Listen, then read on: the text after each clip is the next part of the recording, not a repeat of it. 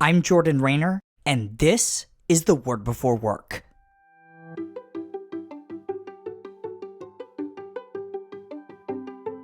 Today we're reading from 2 Corinthians 10, 12 through 13. Here's what it says.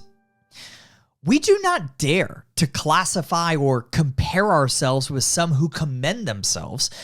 When they measure themselves by themselves and compare themselves with themselves, they are not wise. We, however, will not boast beyond proper limits, but will confine our boasting to the sphere of service God himself has assigned to us, a sphere that also includes you.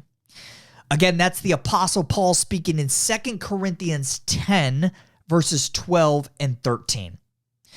We're in a series exploring 4 biblical ways to escape the comparison trap, our tendency to weigh ourselves against others until we feel improperly superior or inferior to them. We've already explored 2 ways to escape the comparison trap. First, confess your pride. Second, thank God for the goodness he has already shown to you and to others.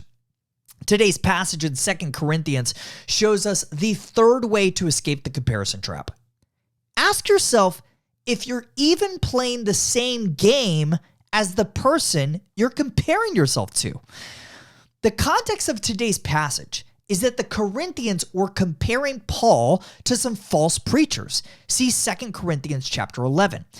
Commenting on this passage, one theologian explains that apparently, compared to secular orators, Paul was not as entertaining, dramatic, or engaging. But Paul refused to compare himself to those other preachers. Why?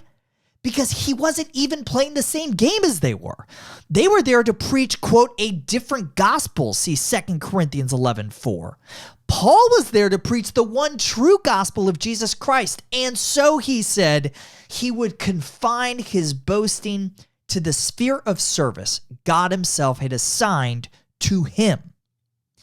You and I do the opposite of what Paul did all of the time. Let me just give you one example from my own life.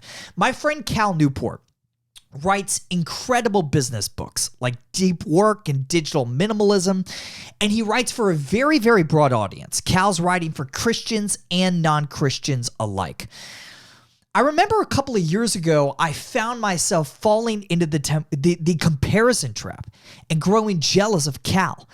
By God's grace, I quickly realized how ridiculous this was because the sphere of service God himself has assigned to me is far narrower than Cal's.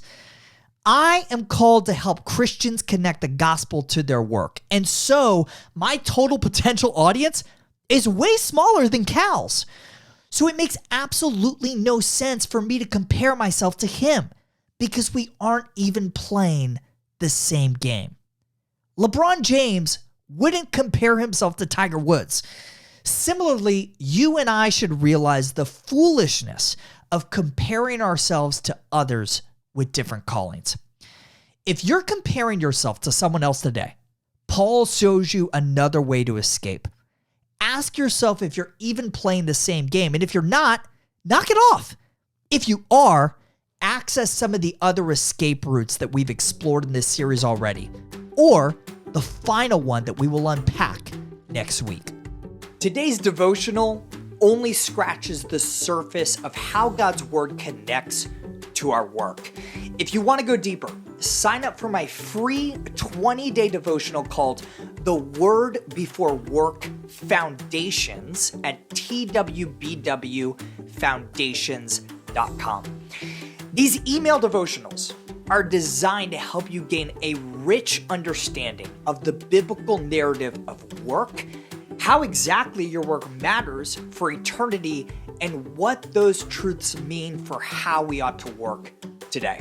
Sign up right now, again, totally free at twbwfoundations.com.